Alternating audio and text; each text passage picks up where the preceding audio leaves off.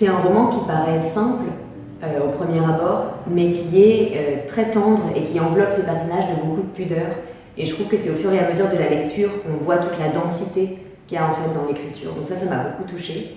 Et le fait que ce soit un lieu qui existe, que ce jardin et ce téléphone existent et que ce soit un endroit où des gens vont se recueillir, ça nous charge un peu d'une forme de mission de rendre justice aussi à ces gens-là, tant à leur douleur qu'à leur recueillement, et au bien que ça leur fait d'aller visiter cet endroit.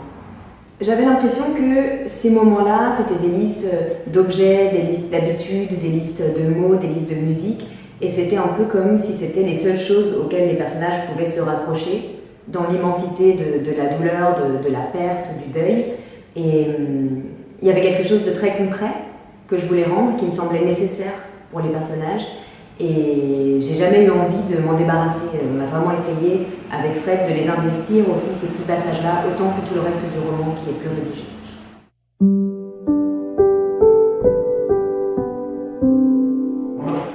L'enregistrement a duré une journée, et puis après, il y a une phase de montage à faire qui dure à peu près 2-3 jours.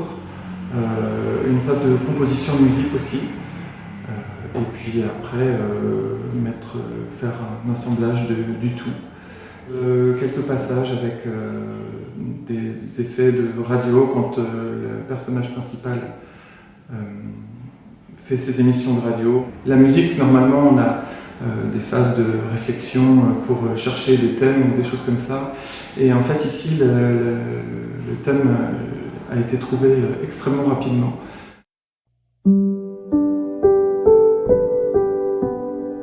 Je suis extrêmement contente, extrêmement fière. C'est un roman qui m'a accompagnée longtemps après la lecture et l'enregistrement, donc je suis contente de savoir qu'il a trouvé un écho chez les lecteurs et les lectrices.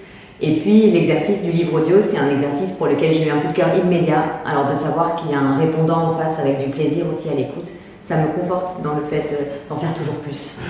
Je suis très très heureux d'avoir contribué à la réalisation de ce livre audio.